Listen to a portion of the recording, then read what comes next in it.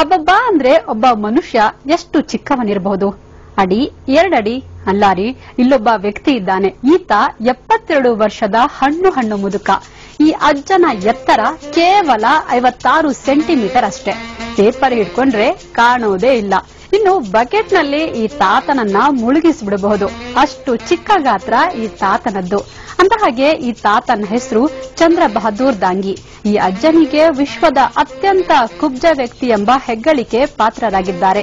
Guinness record ಸಹ ಇವರ ಹೆಸರಲ್ಲಿ ದಾಖಲಾಗಿದೆ. 60 ಸೆಂಟಿಮೀಟರ್ ಎತ್ತರದ ಫಿಲಿಪೀನ್ಸ್ನ ವ್ಯಕ್ತಿಯನ್ನ ಹಿಂದಿಕ್ಕಿ ಈ ದಾಖಲೆಗೆ ಈ ತಾತ ಪಾತ್ರರಾಗಿದ್ದಾರೆ.